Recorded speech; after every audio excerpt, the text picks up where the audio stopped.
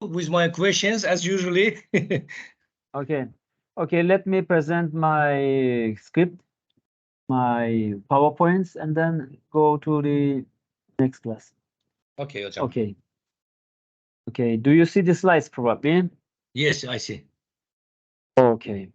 Okay, today I'm going to present you the aggregate demand and economic fluctuations, which is directly related with the Keynesian economics, and I will employ one application for you to see how the parameters affecting and changing the GDP and the output in the Keynesian economics. Let's go a little bit to the theoretical applications, and then I will employ the application. Okay, hocam. Okay. Uh, as you are understanding, the real GDP is one of the most important parameters that we are calculating for estimating the growth rate. Therefore, growth rate and the output in the economy is very important. As you know, the growth rate or GDP, gross domestic production, is one of the important parameters. It is the amount of the goods and services which is produced in a year. Therefore, from this point of view, we want to know how this is affected and how it is going to be changed regarding to these parameters or components of the GDP, so-called consumer consumption, investment, governmental expenditures, and net export. Here, it is given the United States real GDP, and the recessionary period is, as you are observing, is in 1991, around the 90s, and in the 2000, so-called after the millennium, and in 2008, this Lehman Brothers crisis, which is affecting the whole system after then and distributed and expanded to the other countries. As you see, this is good to know.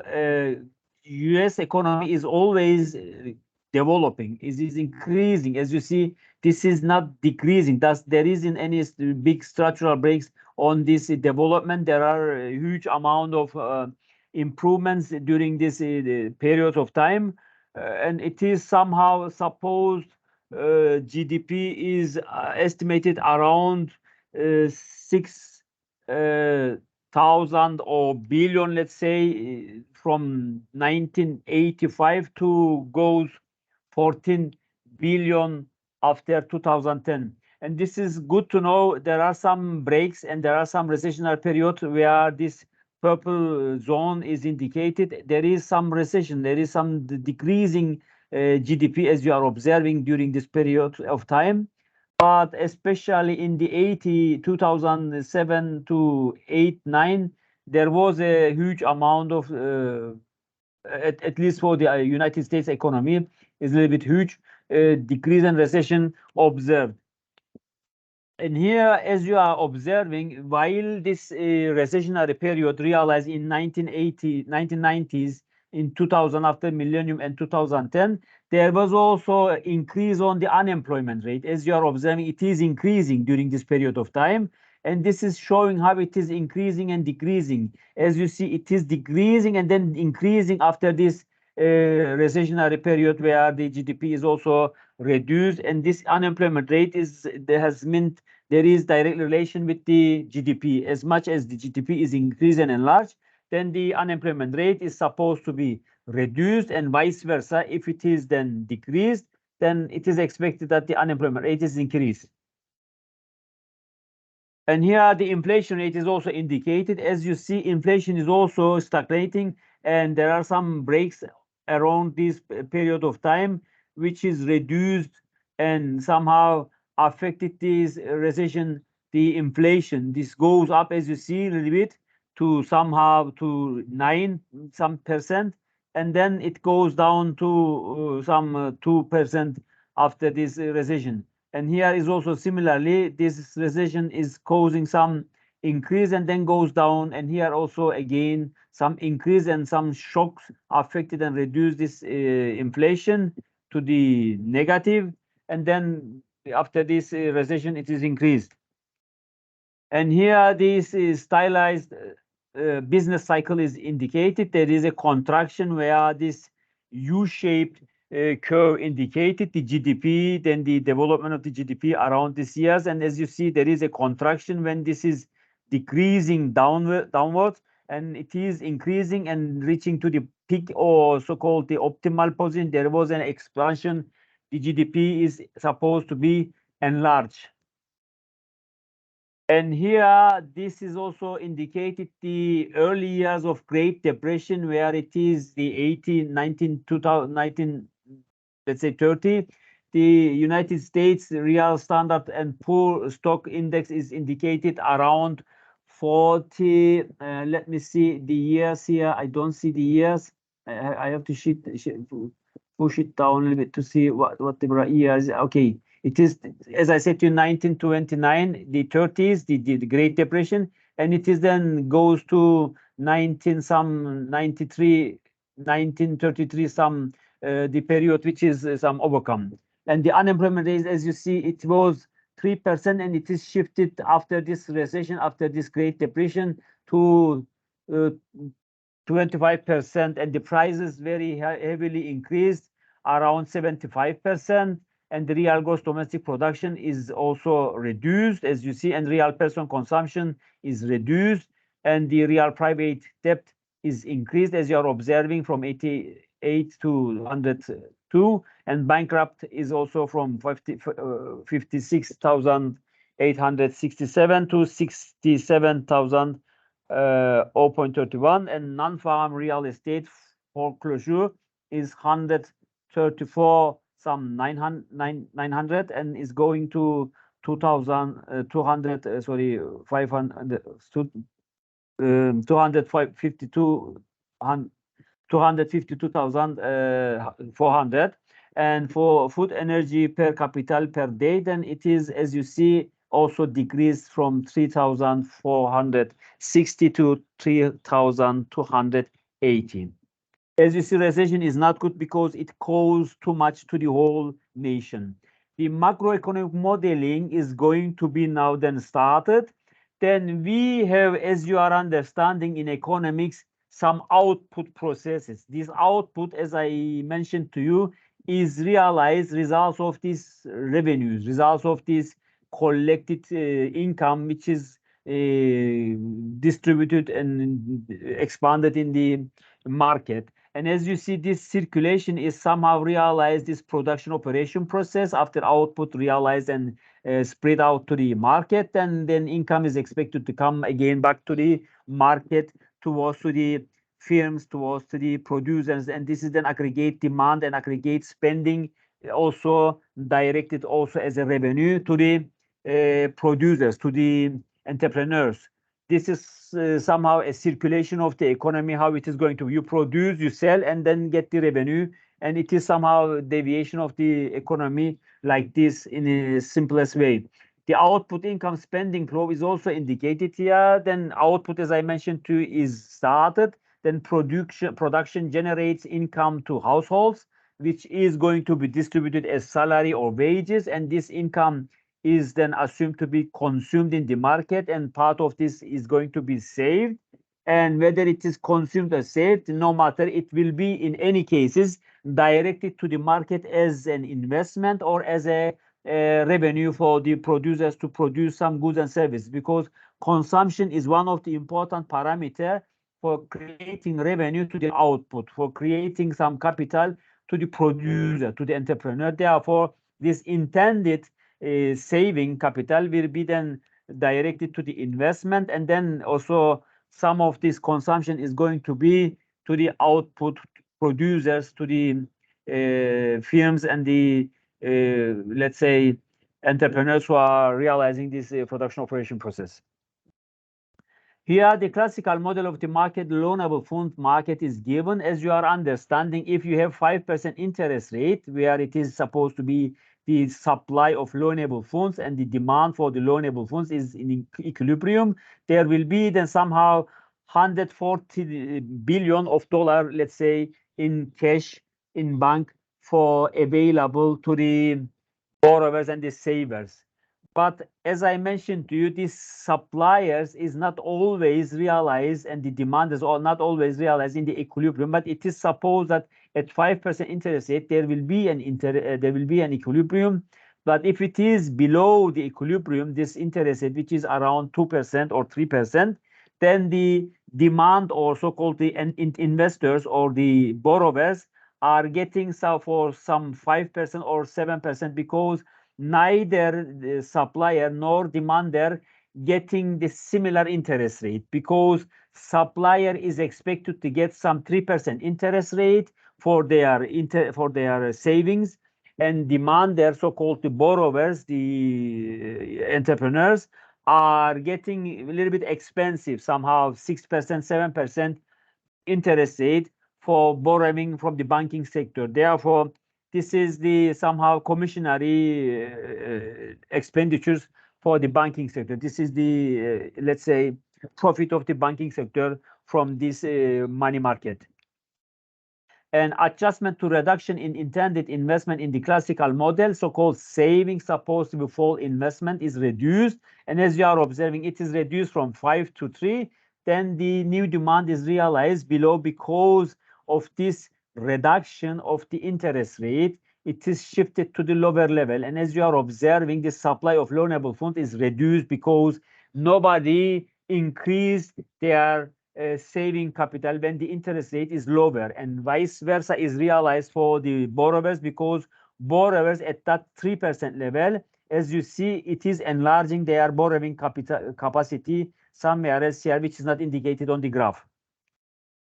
And again, this circulation is indicated, the output, and then income, consumption, saving is intended investment, and some capital will be then directed to the output. This circulation is helping hand for realizing this production operation process. Now let's have a look to the Keynesian model. Now I'm going to give you the simplest application on the consumption schedule and the savings. Here it is given then the income, as you are observing here, the income.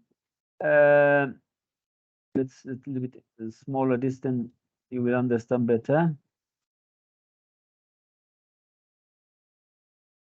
Income is here, as you see, 100, 200, 300, 400, 500, 600, 700, and 800 is supposed to be issued for the consumption schedule. And the autonomous consumption is, you know, this equation I have given you the last lecture, this consumption equation and the components of the GDP. And this is then the autonomous consumption, which is supposed to be people without working, without any capital or salary.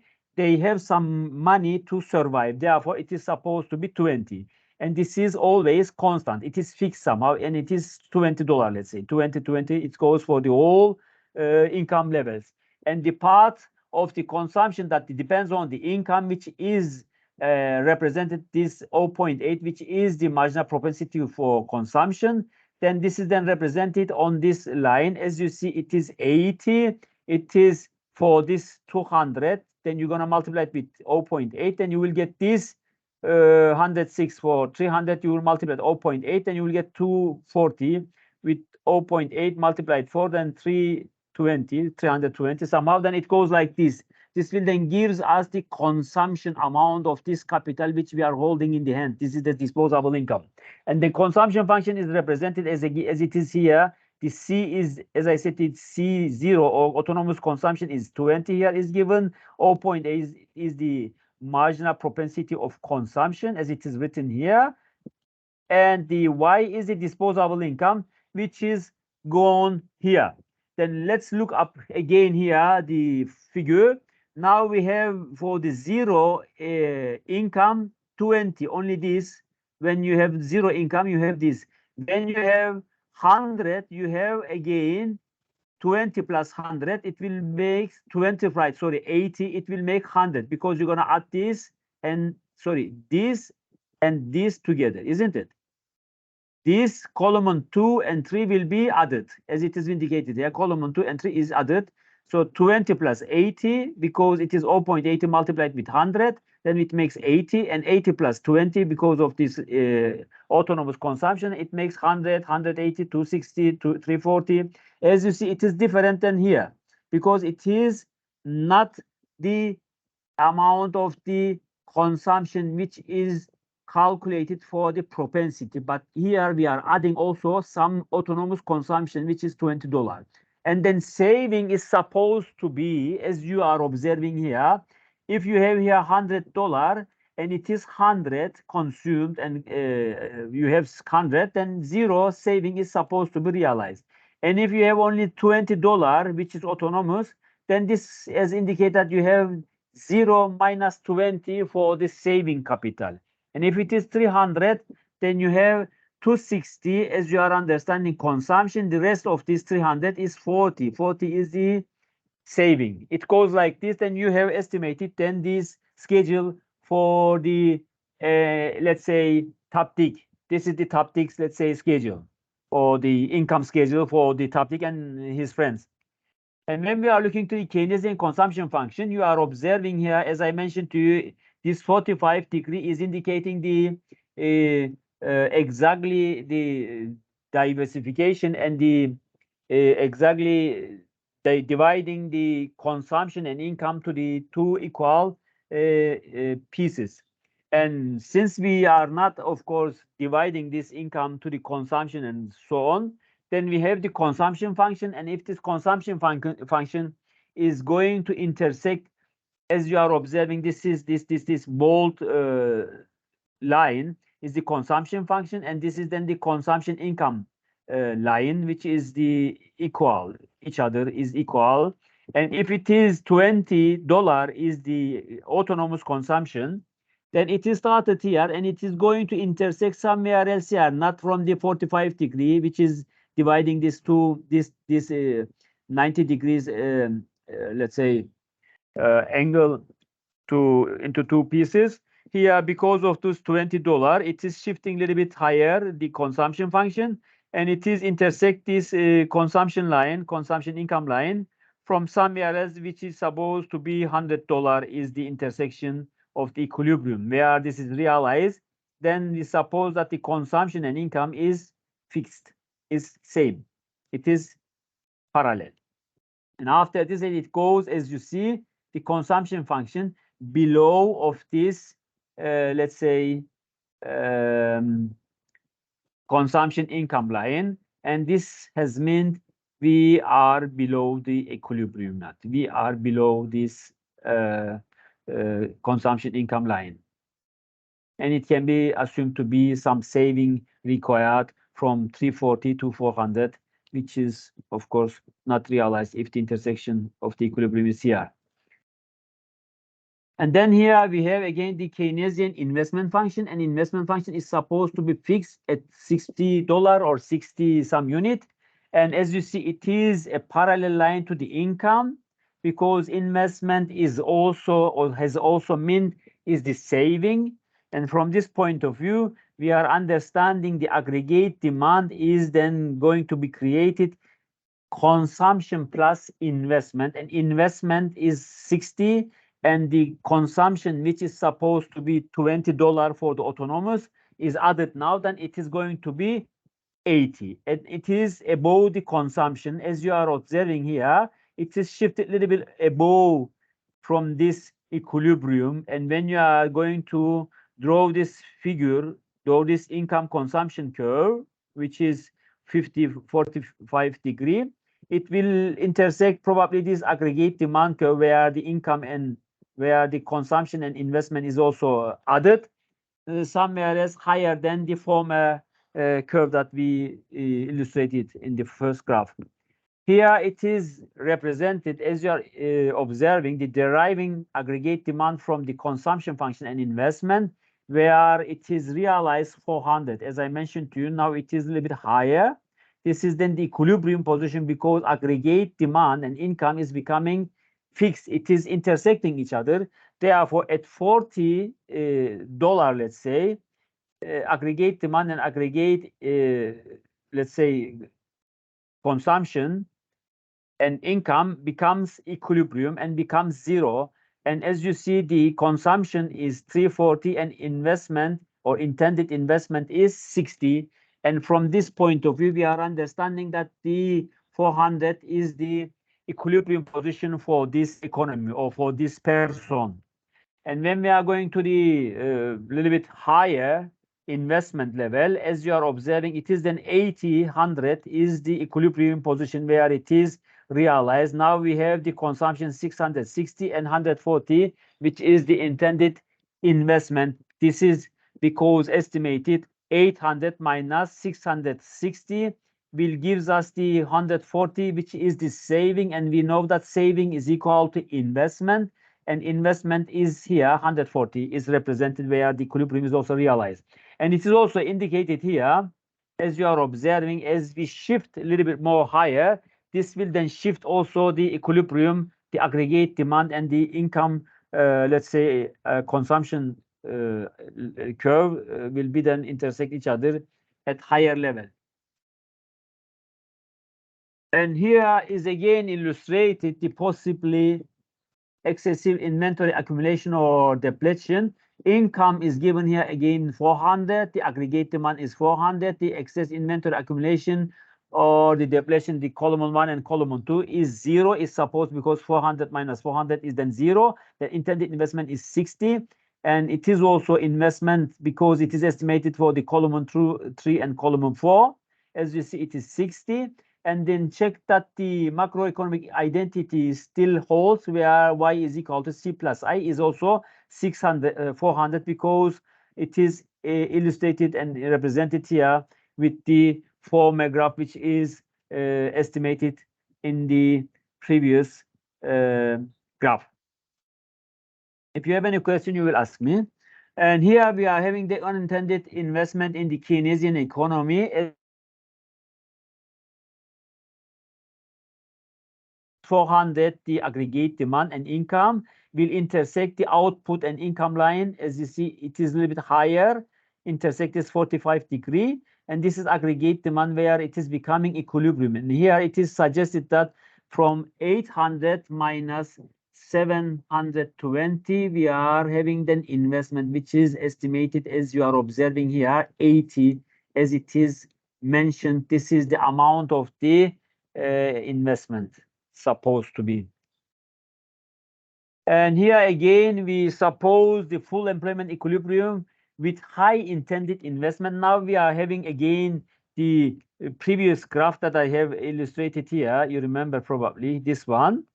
It is indicated here, as you see, 800 and 800, the output and so-called the income and the aggregate demand will become in equilibrium position, where it is intersecting this 45 degree, the output and the income curve.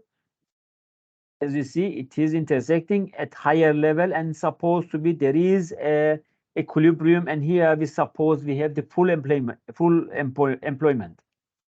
And here again, it is indicated the Keynesian unemployment equilibrium. Full employment is supposed to be aggregate demand in the first degree or first level is 140, and it is supposed to be reduced where the green line is indicated to 80, and as you are observing here, it is shifted lower level, and it is intersecting again this output income curve or line. And here now we have the persistent unemployment equilibrium, where it is supposed to be the income and the aggregate demand curve will become in equilibrium, where the unemployment equilibrium is also satisfied.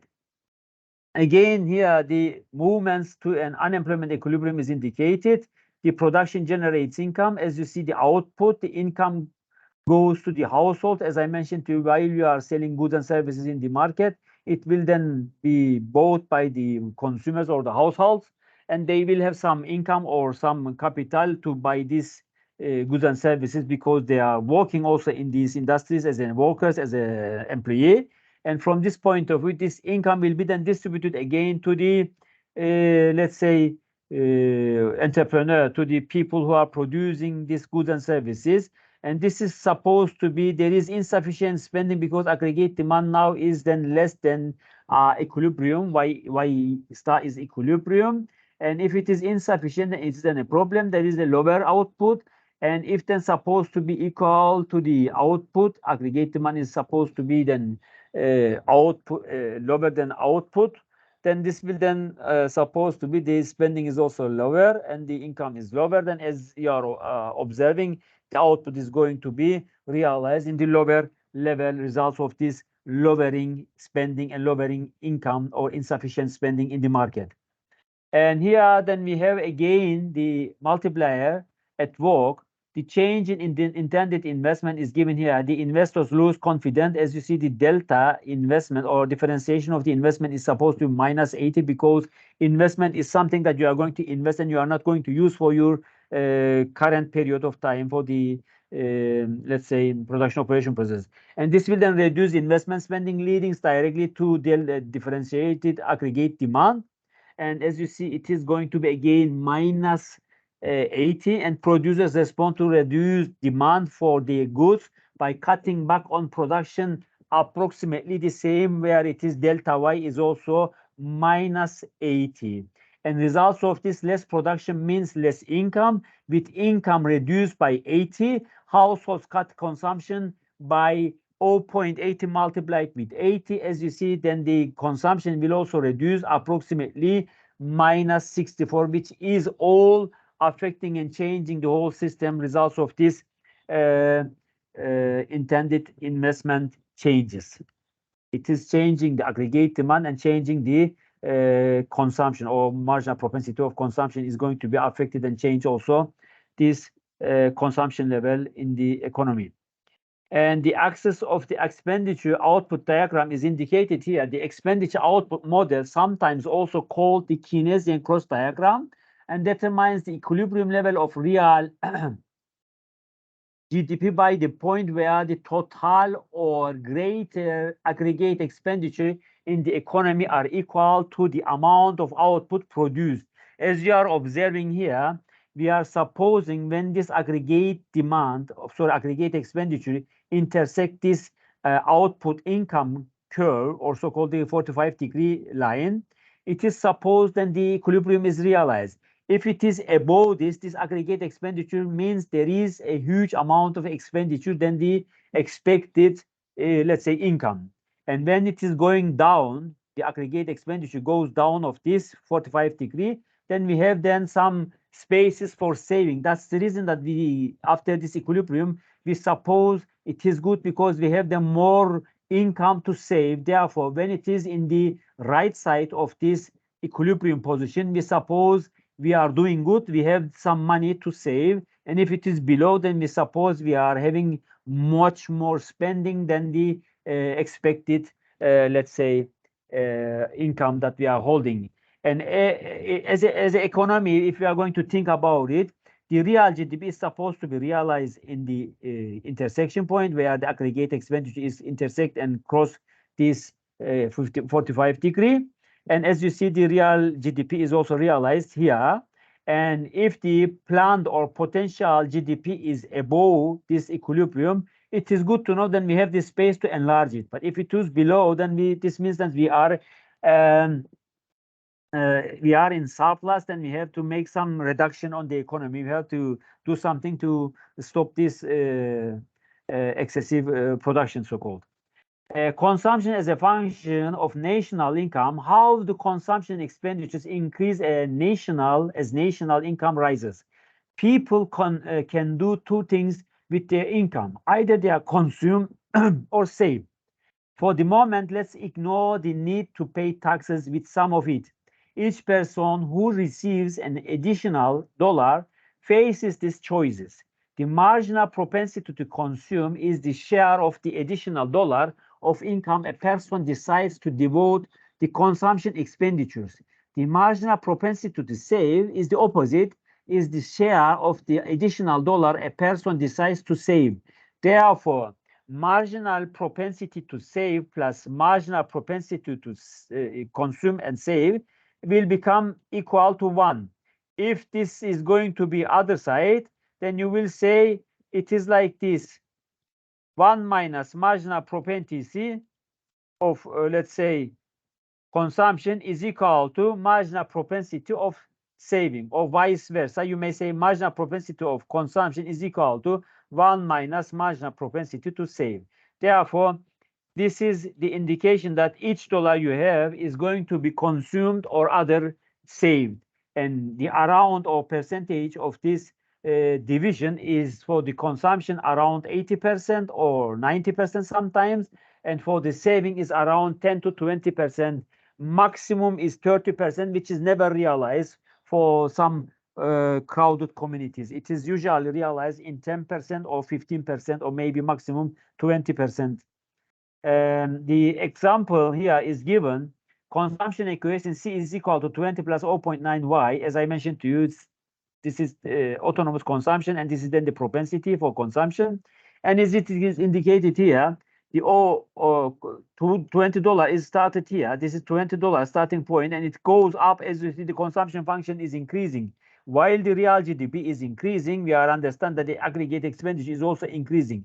When we are putting here any, let's say 45 degree, let's say start the 45 degree here, you see the intersection is here. Somehow the 2000 will be the probably the potential equilibrium point for this economy is supposed, because 45 degree is around 2000 is intersecting this economy, and the real GDP is then 2000, where the aggregate demand or aggregate expenditure is then similarly realized around 2000, can be suggested. The pattern of consumption shown in table is plotted in last slide figure. To calculate consumption, multiply the income level by delta C over delta Y is equal to 0.8, which is the differentiation of the consumption will be divided to the differentiation of the income or disposable income. For the marginal propensity to consume and add $600 for the amount that will be consumed, even if income was zero. Consumption plus saving must be equal to income. Therefore, when we are going to calculate income, we are understanding that you are going to multiply 1000 with 0.8, which is 800, and you are understanding 1000 minus 800 will then gives you the 600, which is going to be multiplied with this, then gives you the second part, 2000 multiplied 0.8, and will then gives you the additional sum. Then you're gonna reduce this 2000 from this, then this will then gives you the saving amount, because this is then consumption. Since it is the consumption, you are understanding how it is going to be calculated, because we are using this 3000 multiplied 0.8 plus 300, because you have to add this. You know, the consumption is then the autonomous consumption, and income is zero, and saving then is again here is negative, because autonomous consumption is 600. Then you're gonna add every time when you are gonna calculate this consumption. You're not going to calculate with 0.8 this 1000 to say 800, but you are going to add this 800, this 602 to maintain the first level consumption amount. And when you are going to get this 1400, then you're gonna subtract it from this from this income, which is your income. Then this will then gives you minus 40. You are still in negative and you are not able to save.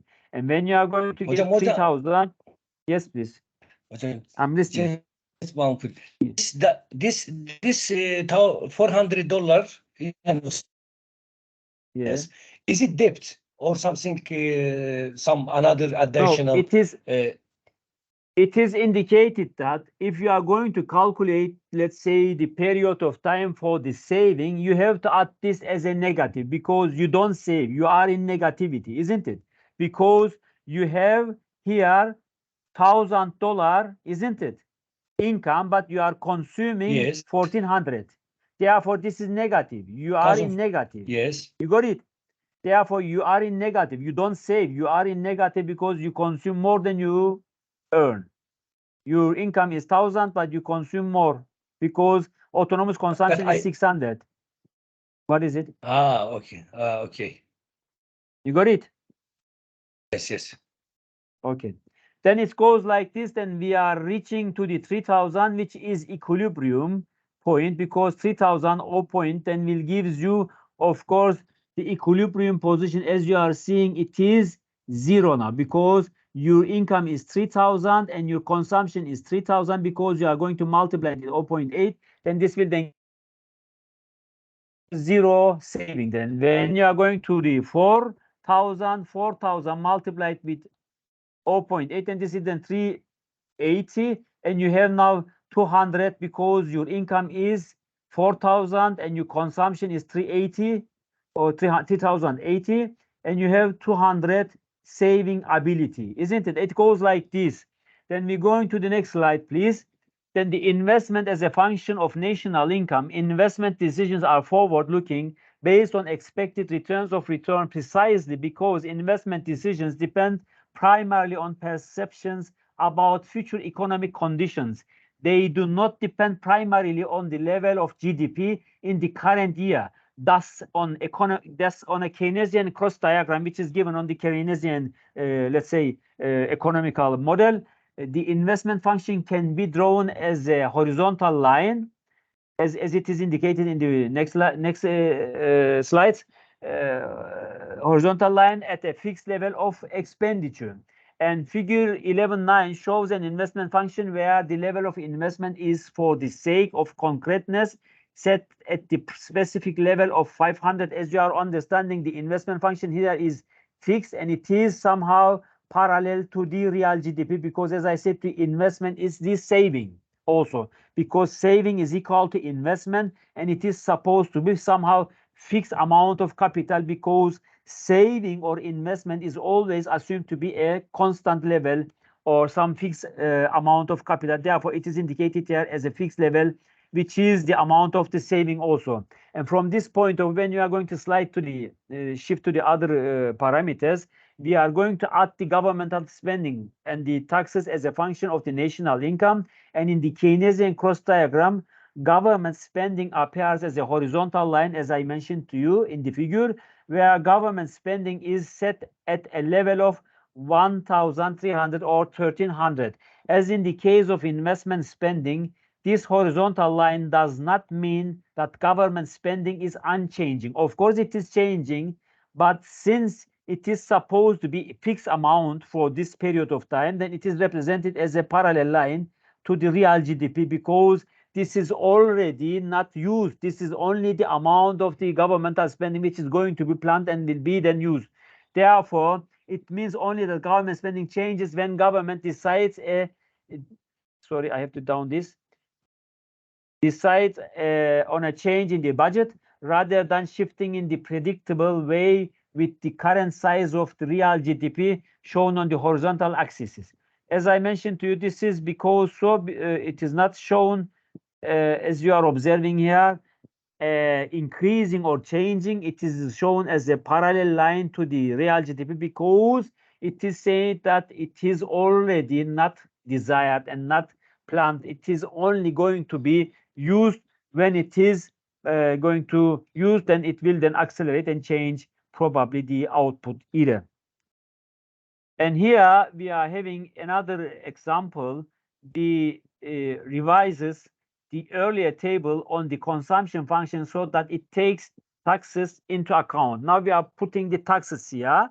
The first column shows the national income. The second column calculates the taxes, which in the example are set at a rate of 30% or 0.3. The third column shows after the tax income, and that is total income minus taxes. And the fourth column then calculates the consumption in the same manner as before, as I have mentioned to you, and multiply after tax income by 0.8. This is the same, but we are having a, I'm not going to explain this again, but I'm going to just click on this, because as you see, since the tax is here subjected, then this tax amount here is indicated. You have $1,000, and if the tax amount, which is very high, isn't it, 0.3, then you're going to multiply your income with 0.3, then this will then shows 300 reduction, which is then, this is then your disposable income is 700, not 800, not 1,000. Therefore, from this point of view, when we are adding this, then the consumption which is going to be used by 0.8 is going to be reduced much more than, as you are understanding, because you're going to add 600 here, and you're going to multiply it with 700, 0.8, and this will then add to 600, and this will then give you 1,160, and there is minus 460 saving, for example, for the second column, let's say, line. And the when we are going to look if there is any positive, we have, unfortunately, after 5,000, when you are reaching to the $5,000 income, you have the taxes, as you see, 30% is 100, 500, also called $1,500 going to be taxed from your budget, and you're gonna pay 3,500 for your cash payments, for your cash shopping. Your disposable income is going to be reduced to 3,500. Then you're gonna multiply this with 0.8, which is the marginal propensity to consumption, and then add this 600, which is the this is the autonomous consumption. Then you are going to have this, as you are understanding, 340, and you have only $100 for saving. As you see, in the United States, people who are getting $5,000, you may think it is a huge amount of money, but unfortunately, the living cost is very high. And from this point of view, people are not easily saving for their future. And when you are going to get 9,000, you have then 2,700, which is very high. That's the reason in the United States, people are always against the government taxes, and they say that taxes must be removed from our incomes, because this is our income, because this is our earnings, this is our salaries, this is our budget. And if you are going to take these taxes, you shouldn't. It is illegal purchasing or illegal, let's say, cut from our salaries. And most of the people are against taxation in the United States because there are a very huge amount of tax debate in the United States. And after this reduction, we have 6,300, as you are observing, and you're gonna multiply this 0.80 for the consumption. You have then 5,640 for your consumption, and you have finally 6,600 for saving purposes, which is not too much. And when we are going to the next slide, it is then indicated here, when taxes are included, the marginal propensity to consume is reduced by the amount of the tax rate. So each additional dollar of income results in a smaller increase in consumption than before taxes. For this reason, sorry, the consumption function with taxes included is flatter than the consumption function without taxes, as it is indicated here. This is then here, as you are observing, consumption after taxes, which is below the consumption before taxes, because before taxes, they have more salary, more income to consume, but after taxing or after subject to the taxes, they reduce their capacity to consume, and this is then the indication that they are reducing their consumption either. As you are observing, it is becoming more flatter to the horizontal real GDP axes instead of to the former before taxes. This is the reason, because there is a huge amount of taxes in the United States. And here again, we are illustrating the export and the import functions. The export function is drawn as a horizontal line because exports are determined by the buying power of other countries and thus do not change with the size of the domestic economy, because exports are determined by the foreigners. You are going to export to the foreign countries, therefore it is not affecting the domestic economy. You don't know how it is only affecting the producer or the exporter who is going to export and then subject to the taxes, then will pay the tax to the economy. This is how it is, because it is not consumed in the internal market. In this example, exports are set as 840. However, exports can shift up or down depending on buying patterns in the in other countries. And B, the import function is drawn in negative territory because expenditures on imported products are a subtraction from expenditures in the domestic economy. In this example, the marginal propensity to import is 0.1 or 1%, let's say, or 10%, sorry. So imports are calculated by multiplying the level of income by minus 0.1, as it is indicated here. When it is calculated in this direction, you are observing the exportable goods is then represented in the above of the let's say diagram, which is positive something.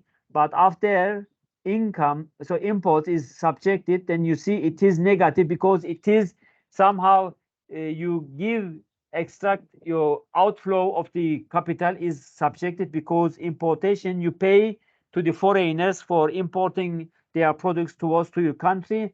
Therefore, it is somehow the outflow of the capital from the economy, and this is how it is affecting the real GDP. It is going to negative if only the import is subjected to the GDP, which is not the only parameter or the components. We have consumption, governmental expenditures, investment, savings, everything, and export, import, net export, everything. We don't subject, but if only import is subjected, as you see, it is always negatively affecting the real GDP.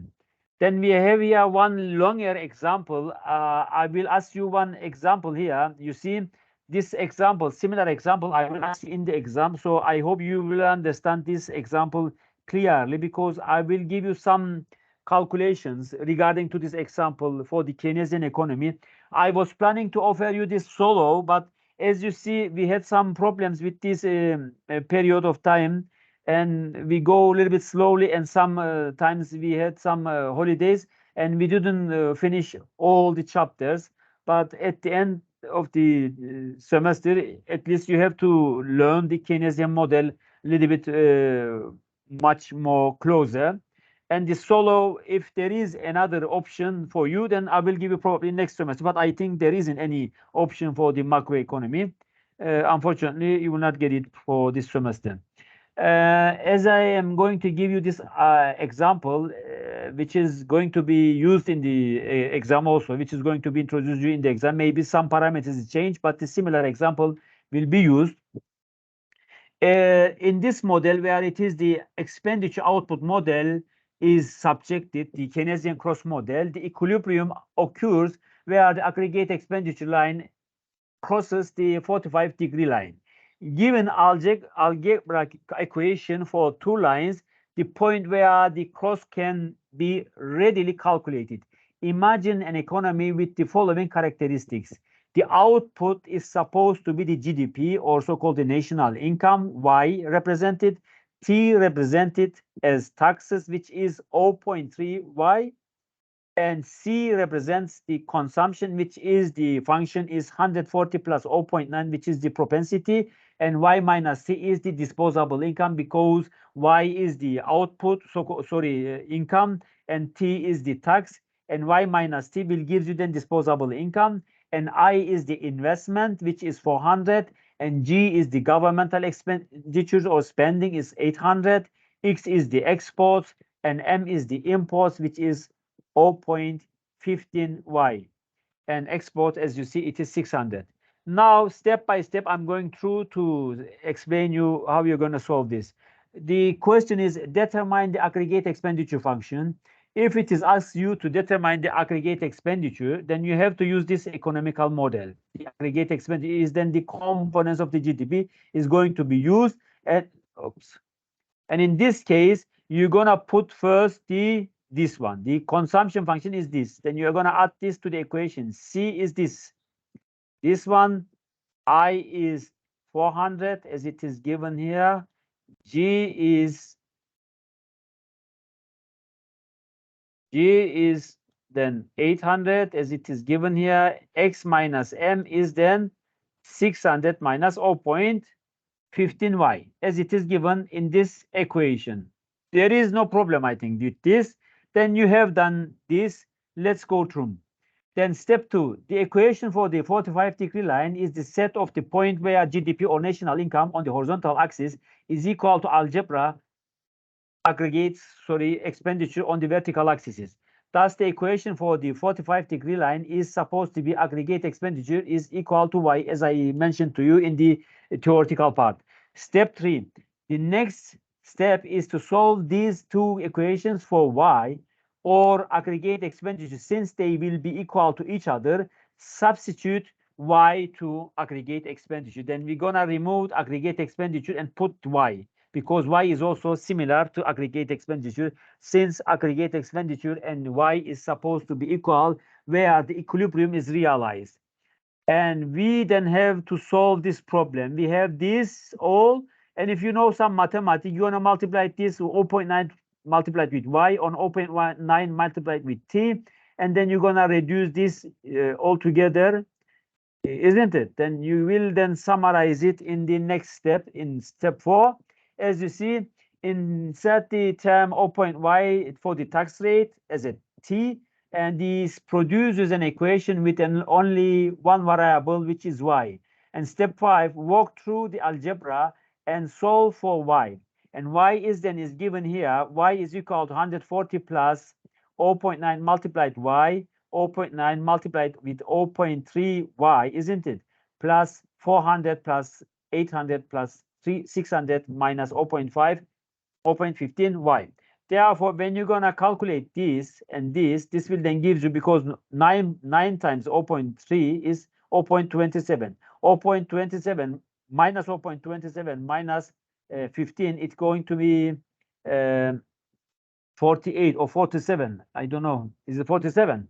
I think it's 47. No, it's 48. 48. Yes, And sir. then, yes, and then when you are going to add this also here, I think, is there any wrong calculation here, wrong adding? No, we add the other one here. Then we will have here 0.42 y. Then it's going to be, let me check here. I think there is something here, isn't it?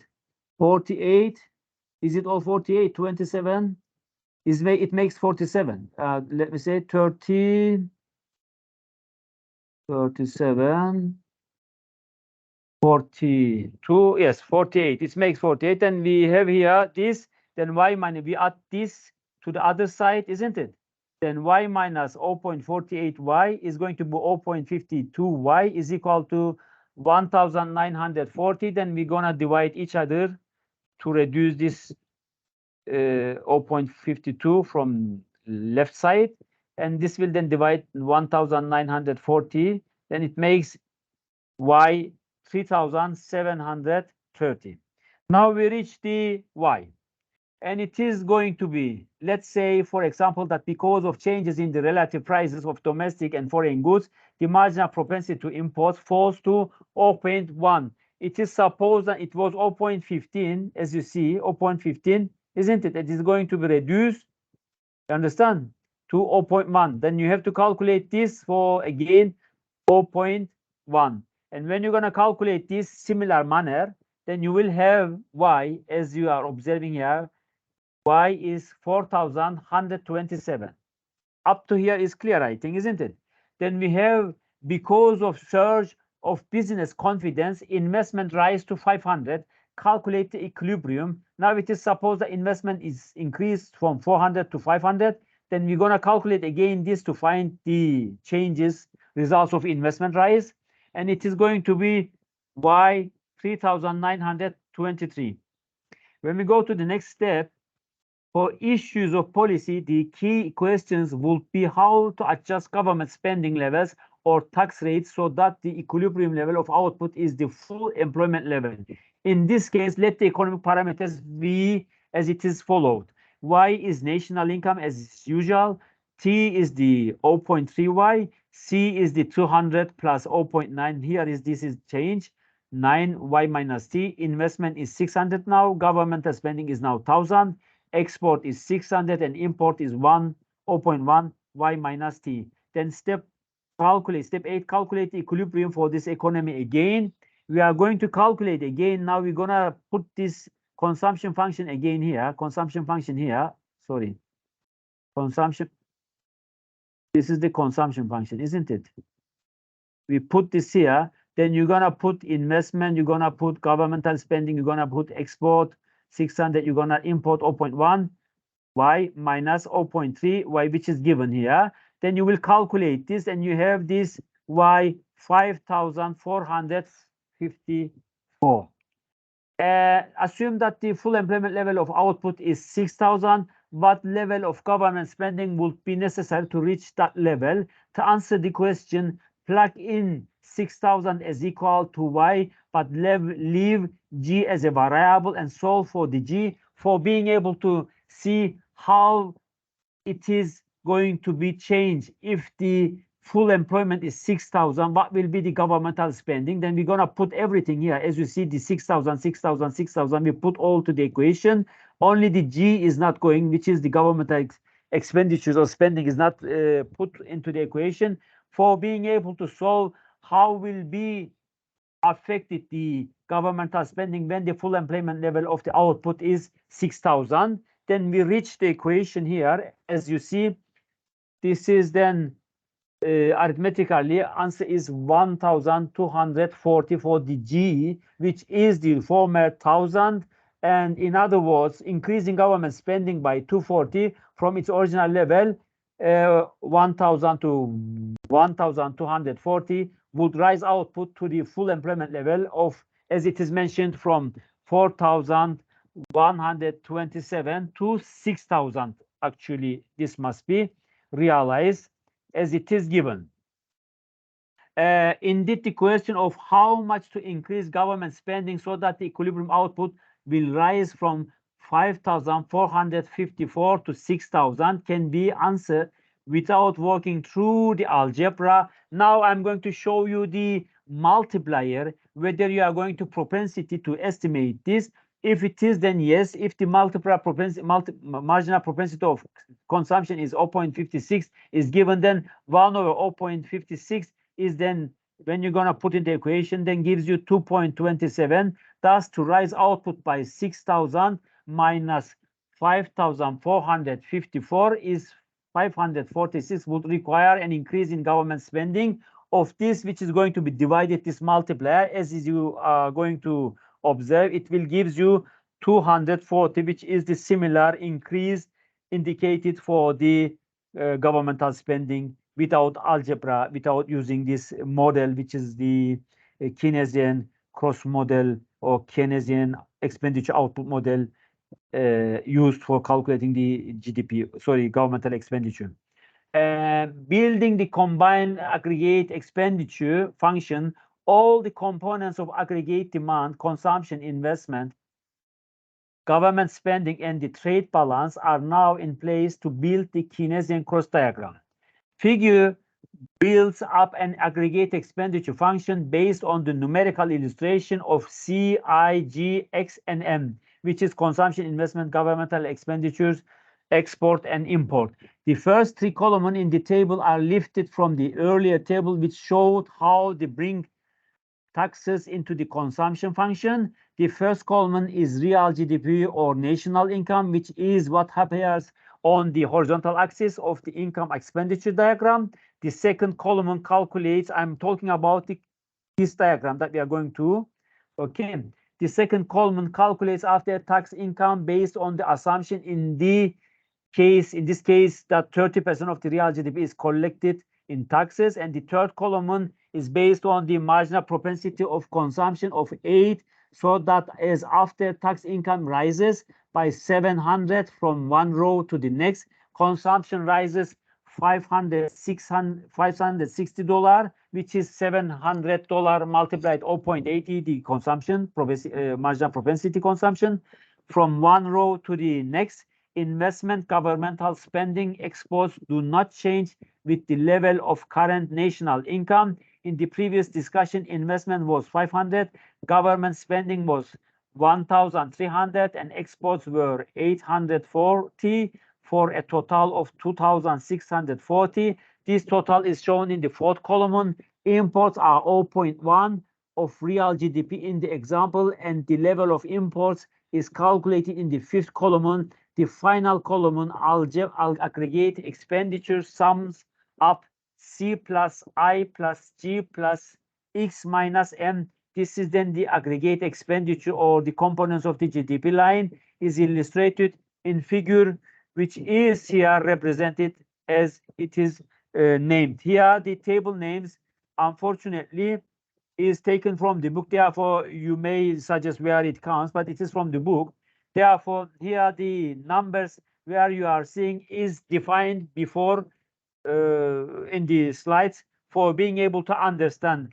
Now I am going to, of course, this I will explain you in the following, let's say, slides a little bit more comprehensively. Let's go a little bit further. Keynesian cross diagram, each combination of national income and aggregate expenditure after tax consumption, governmental spending or expenditures, investment, exports minus imports, is graphed on the graph. the equilibrium occurs where aggregate expenditure is equal to national income.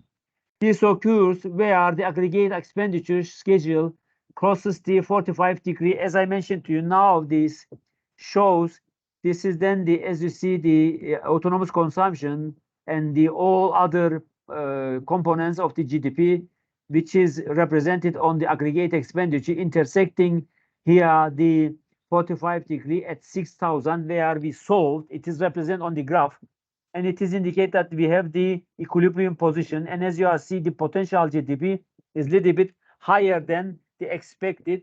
Therefore, we can say it is okay for this economy. We can enlarge a little bit more for our goodness.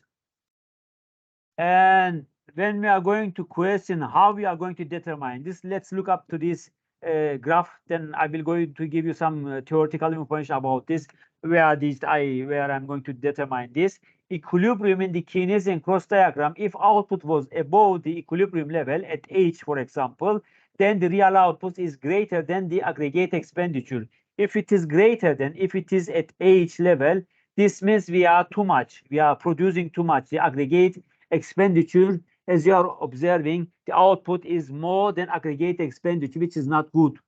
Then this pattern cannot hold, because it would mean that goods are produced but piling up unsold. If output was below the equilibrium level at L, as it is indicated here, which is good, the aggregate expenditure will be greater than output. This pattern cannot be held either, because it would mean that the spending exceeds the number of goods being produced.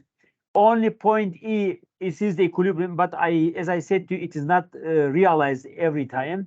Only point E can be at equilibrium where output or national income and aggregate expenditure are equal, which is never realized. We are in the, let's say, in the dreamland.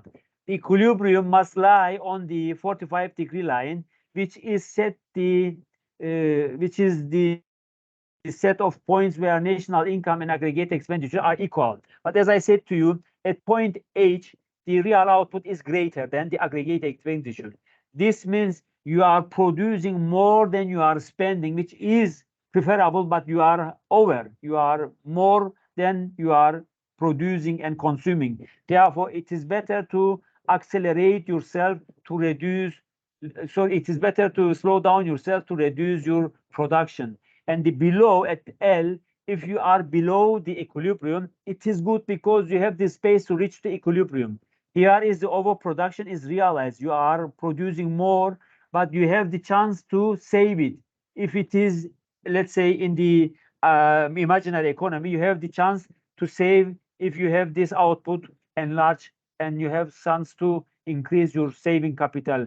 But if you are here, then this is then, let's say, below the supply and demand curve, and it is supposed that you have the space to reach to the equilibrium. Therefore, you may maintain your production operation process. But above, this means you are already access the equilibrium. You are having excessive production, and this is not good for the economy. You have to slow down your economy, blah blah blah. You may interpret in your presentations.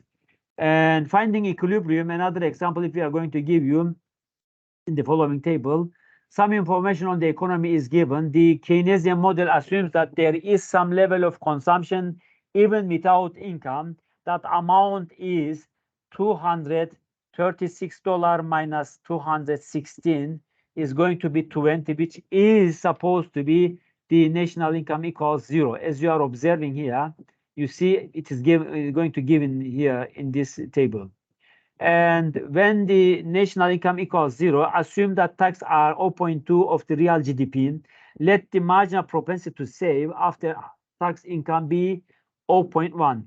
The level of investment is $70, and the level of government spending is $80, and the level of export is $50, and imports are 0.2 of after tax income. Let's look up. Given these values, you need to complete the table. These questions going to be answered. What is the consumption function? What is the equilibrium? Why is the national income is 300, not the equilibrium? How do expenditures and output compare at this point? Here it is given you these numbers, national numbers for the national income, let's say 300, 400, 500, 600, 700, the consumption 236 is given. Then we are going to calculate step by step for finding the rest of this table. Calculate the amount of the taxes for each level of national income. Reminder, GDP or national income for each level of national income using the following example. National income supposed to be, you have 300 as it is indicated here. Then you have, it is given is 0.2 the tax. Then you're going to add this 0.2 to the national income. Then you have $60 for your tax amount. Then tax amount is going to be, as it is indicated here, 60, isn't it? You see, the 60 in the first column is realized for this economy. When we're going to the next step, calculate after tax income by subtracting the tax amount from national income for each level of national income using the following as an example. Now we are going to subtract the 600 minus taxes for being able to estimate this, because as you see, after tax income is this one, y minus t, then 600 minus 300 minus 60 is 240. Then this will then gives you after tax income. Here, as we mentioned before, we are calculating all same. Tax is 0.20, isn't it? As it is given here, you remember? 0.20, you calculate this. Then 400 multiplied 0.2 is 80. 80 minus 400 minus 80 is 320 is the after tax income. 500 multiplied 0.20, then it makes 100. 500 minus 100 is 40. 480. It should be 400 actually. This is wrong. Sorry. And then 600 multiplied with 0.20, it is 120. Then will be multiplied again with 0.20. Then this will then gives you 120. 600 minus 120 will gives you 480. And then here 700. Then you're gonna multiply it with 0.20. Then you have here 560 after tax income. For the consumption, let's look what we are going to do for the consumption where we are. Okay, we done this. Calculate the consumption. The marginal propensity to save is given as 0.1. This means that the marginal propensity to consume is 0.9, isn't it? Because saving is 0.9. The propensity to consume is 0.9. Since the save is 0.1, and you know that marginal propensity, you remember this marginal propensity to save plus marginal propensity to consume is equal to 1, isn't it? And as I said to you, if you have this marginal propensity to save 0.1, then you add this here, isn't it? Then subtract from 1. When you're going to subtract this from 1, then you will have marginal propensity to consumption. Therefore, if this is 0.1, as it is given, then you have propensity for consumption 0.9, isn't it? So when you get this propensity for consumption 0.9, after tax income is 240 as we calculated, then we're gonna calculate this marginal propensity for consumption. Then consumption is 216. When you got this 216 consumption, you know that you have $20 for your let's say calculation for your, here it is given, I think $20, isn't it? Look here, it is $20. You got it? This is then the autonomous consumption that you have to add always to this. Did you get it? Is it clear? Therefore, when you're gonna get this 216, you have here the amount 2,263 minus 216 is 20, and consider why the table shows consumption 260 in the first row. As mentioned earlier, the Keynesian model assumes that there is some always consumption even without this. This is the autonomous consumption. It is autonomous consumption on this curve is $20. Then we're gonna add this always to this amount as it is represented here. You did? You are understanding, I suppose. And the rest is also same. You're gonna calculate this also.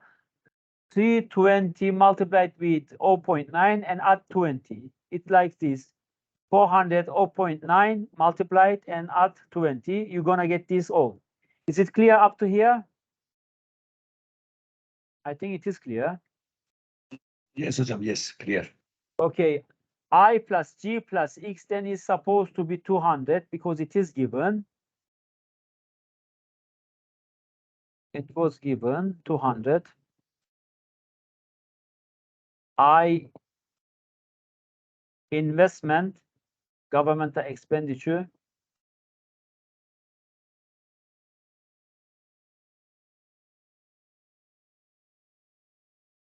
This is probably given. I don't know. I have to check it, but let me check. Consumption. You have, since you have this tax 240 I minus T. This is probably given, this I plus G plus X, and then import is 48 because it is given import.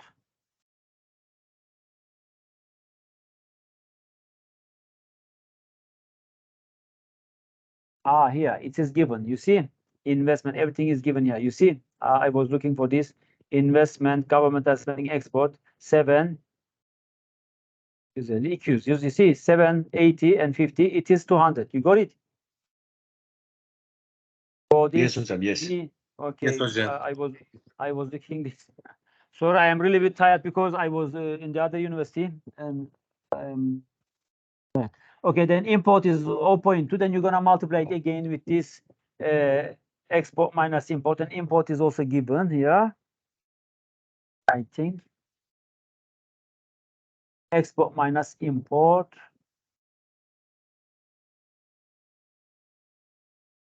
Imports are 0.2 after tax income. After tax income, it says. Okay, then you have to calculate this with after tax income. It says after tax income, you have to calculate this import. Okay, you're gonna multiply with 0.2, and then aggregate expenditure. Then you're gonna add this all together. Okay, is it clear?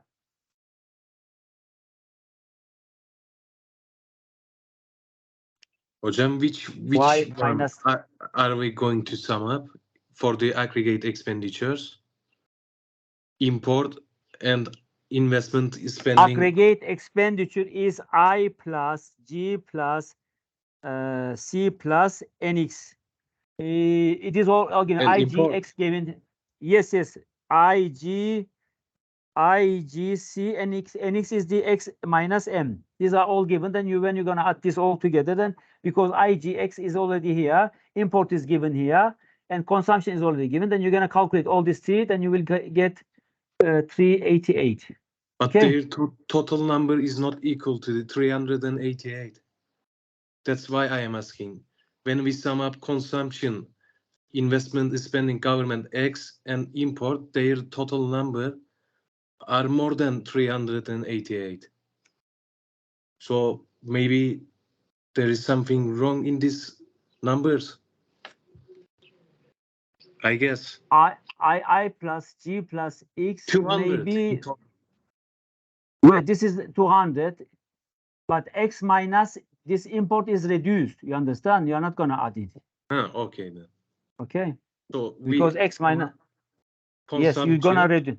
Yes, it's okay. Okay. You're gonna add and reduce. It's okay. It's tamamdır. It's okay. Okay. Then another question. Answer the question. What is equilibrium? Occurs where aggregate expense is equal to Y. Table blah blah. We don't have it. That it is the table that we're showing. Equilibrium occurs where national income equals aggregate expenditure, where it is 500. It's supposed to be 500 now. Then you're gonna supposed to be use again this given numbers as it is given here for calculating.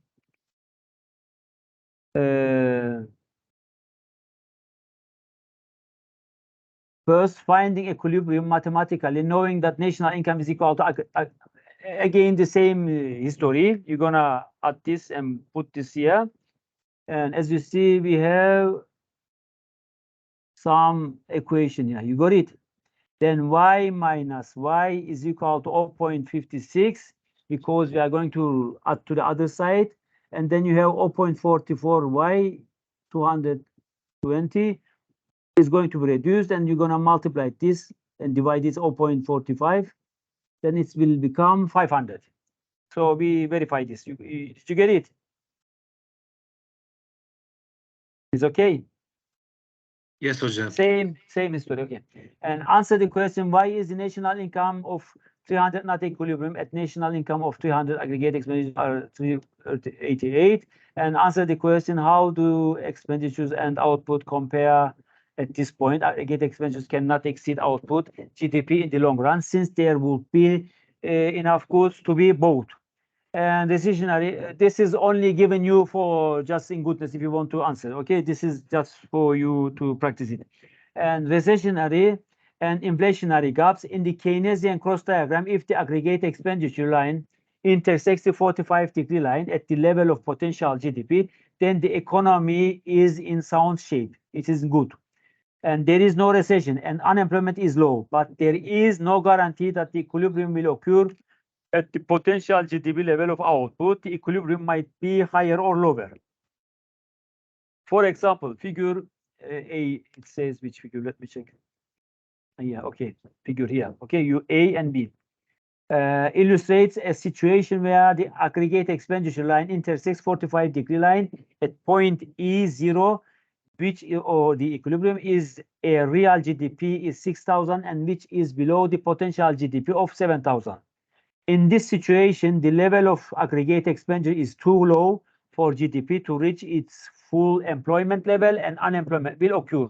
Let's look at this. As you see, it is here 7,000, isn't it? And there is a gap here because potential GDP is here, but this is realized. And as you see, as I mentioned to you, you see the potential GDP, if it is zero, in zero we are talking about, if it is here, it can be shifted the aggregate expenditure to the higher level for realizing the equilibrium position. As you see, this is then recessionary gap, isn't it?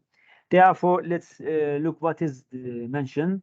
The distance between an output level like E0 that is below potential GDP and the level of potential GDP is called a recessionary gap, as it is shown, because the equilibrium level of real GDP is so low.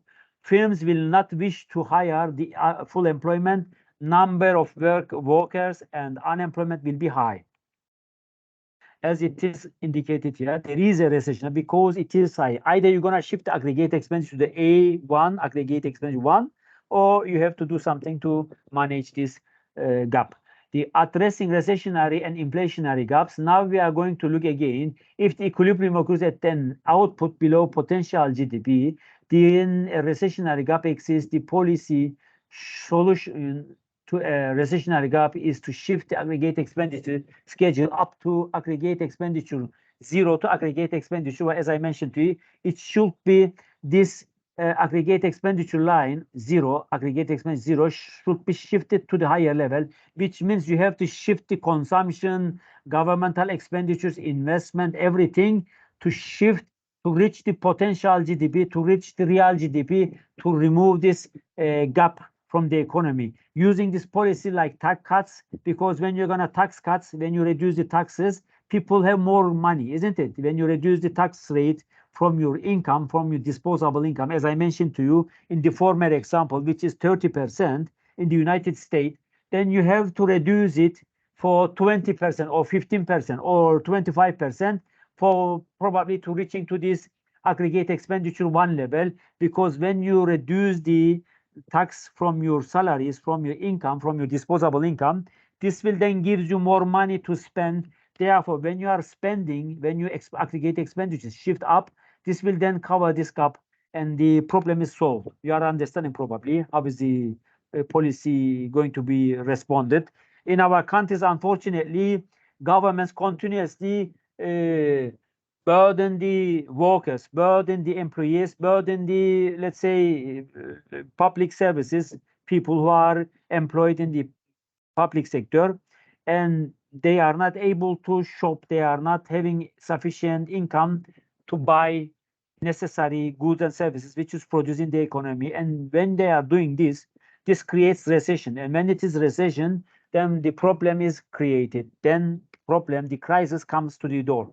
Therefore, most of the emerging economies and undeveloped economies, unfortunately, they are insisting with lower wages, with lower incomes, with lower minimum wages, blah, blah, blah. But when you are looking to the rich countries, all having higher incomes, all having higher minimum wages. In the Europe, there isn't any country who are giving 800, let's say, to the minimum wage. They are having more than 800 to the people as a minimum wage. And in our countries, we are struggling with some 400, 500, let's say maximum 600. This is the problem of the economies in the lower, let's say, income or undeveloped or developing or emerging, what you call it. And the policy for inflationary gap, when it is on the right side, we are coming here, when there is a inflationary gap, if the equilibrium occurs at an output above potential GDP, then an inflationary gap exists. The policy solution to an inflationary gap is to shift the aggregate expenditure schedule down from aggregate expenditure 0 to aggregate expenditure 1, as it is indicated here. Now you're going to downward movements for reducing this inflation, because now you have too much money in the market. The liquidity is too much. Therefore, the inflation is problem. The money supply is circulating too much in the economy. Therefore, you have to put some, let's say, tax to the economy. You have to put some taxes to the services or something else for reducing the amount of this inflationary pressure. But in our economies, this inflation is not created because of the prices, but this is because of the money supply. But this is because we don't have sufficient supply. We don't have sufficient production. We are not producing sufficiently, and our people who are not able to, let's say, shop are holding very limited income, and most of the people who are in the market, they are suffering, and this is a big issue. And the policy solution to an inflation gap is to shift aggregate expenditure for the government, for example, because aggregate expenditure, talking about the government expenditures, you can reduce the imports because these things are enlarging it, because importation is also increasing the inflationary pressure in the economy and shifting the economy to the higher level with the prices and everything. Therefore, with this reduction, the policy like tax increases or spending cuts, then the new equilibrium E1 occurs at potential. As I mentioned to you, you have to shift the tax level or some spending cuts, something can be done for reducing this fever in the economy. And then appropriate Keynesian response to an inflationary gap is shown in former figure. The original intersection of aggregate expenditure line AE0 and the 45-degree line occurs at 8,000 now, which is above the level of potential GDP at 7,000. And if the aggregate expenditure 0 shifts down to aggregate expenditure 1, so that the new equilibrium is at E1, then the economy will be at potential GDP without pressures for inflationary price increases. The government can achieve a downward shift in aggregate expenditure by increasing taxes on the consumers or firms, by reducing government's, let's say, expenditures. The multiplier effect, the Keynesian policy prescription, has only final twist assumed that for a certain economy, the intersection of the aggregate expenditure function at the 45-degree line is at the GDP of 7,700, sorry, will the level of potential GDP for this economy is 800. By how much does government spending need to be increased so that the economy reaches the full employment GDP? The obvious answer might see to be 800 minus 700 is equal to 100. So rise government spending by $100, but the answer is incorrect, because a change of, for example, 100 in government expenditures will have an effect of more than $100. As I mentioned, the multiplier effect is very highly affecting the whole economy. And this is then the reason, because multiplier effect is very effective for enlarging and increasing these governmental expenditures or investment, everything, which is going to increase much more the GDP. And the reason is that the change in aggregate expenditures circles through the economy. Households buy from firms. Firms pay workers and suppliers. Workers and suppliers buy goods from other firms. Those firms pay their workers and suppliers and so on. In this way, the original change in aggregate expenditures is actually spent more than once. This is called the multiplier effect. An initial increase in spending cycles repeatedly through the economy and has a large impact than the initial dollar amount spent. Figure here is then the multiplier effect. An original increase government spending of $100 causes a rise in aggregate expenditure of $100, but the $100 is income to other in the economy, and after the save, pay taxes, and buy imports, they spend $53 of the $100 in a second round. In turn, the $52 is income to others. Thus, the original government spending is 100 is multiplied by this cycle of spending, but the impact of each successive cycle gets smaller and smaller. Give the number in this example, the original government spending increased by $100, rises aggregate expenditure by 213. Therefore, the multiplier in this example is 213 divided 100 will be then 2.13, which is also indicated on the graph with these smaller actions round and round circulating and affecting the whole economy. The multiplier effect, as it is known, 1 over marginal propensity of consumption, or the R. The R is the multiplier effect indicator, and the marginal propensity of consumption, if it is 70, the marginal propensity to save is 30, then the tax rate is 10. The marginal propensity to import is then 10%. The marginal propensity to consume is equal to 1 minus marginal propensity to save, or equal to 0.7. Therefore, the spending multiplier is then 1 over 1 minus 0.7 minus 0.10 multiplied 0.7 minus 0.10, which is the marginal propensity to import and marginal propensity to save, and the tax rate is added to this, and then the spending multiplier is then 1 over 0.47 is going to be 2.13 as it is calculated in the former example.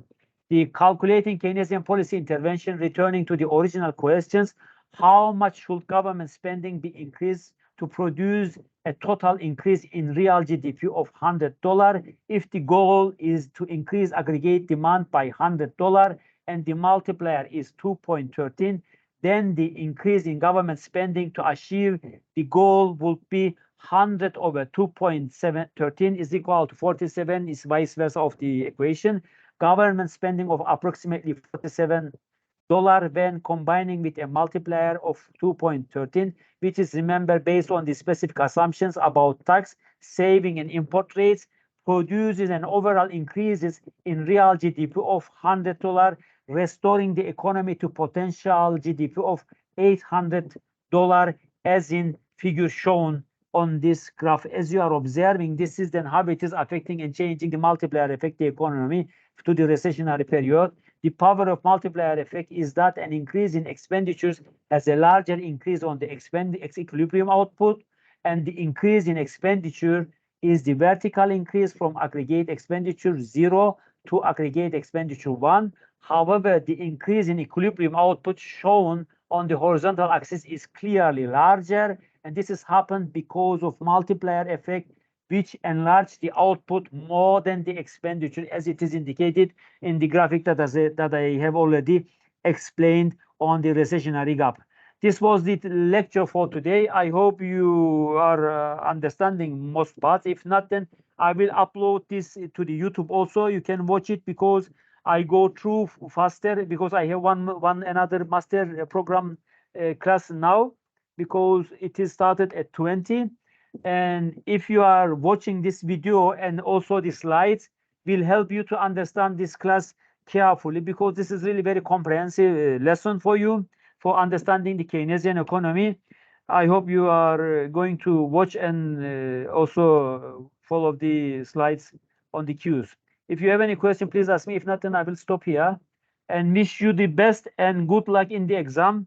Probably our assistants will do your exam. I will try to manage mostly the slides, stuff from your goodness, from your knowledge, and then I hope you will do successfully finish this class. If you have any question, please ask me. If not, then I will stop here. Hocam, thank you very much. I think most of the question will be based on our calculation, right? Because it's a very useful formula and useful economy Comprehensive. calculation. Yes, it is comprehensively explained to you for reading and understanding. Also, you can watch the video, stop and go back, because if you're gonna flash back and see what is going to where, which slide mentioned, and what graph or figure is mentioned, then you will understand better, and you will capture the chapter better, I think. Okay, then thank you very much for your attendance. Okay. When is the final exam going to take place? It will be 13 June. 13 June. Yes, it's 5:30. Okay. And also, you previously said that we will have some homework. There's you want homework? I will give you one homework. I will give one application like this. Then you do it and submit to me. Then you will get some marks. Okay. I will give you full marks. Okay. Okay, then thank you. I will upload to the queues also. Don't worry. I'm on your side. I hope you will do it good exam. Okay. Thank you very much. Thank you. Okay. Thank you. Don't forget to see the slides and also watch the videos. This will help you. Believe me. Okay. Okay. Thank you. Thank you. Okay. Bye. Thank you. Bye bye.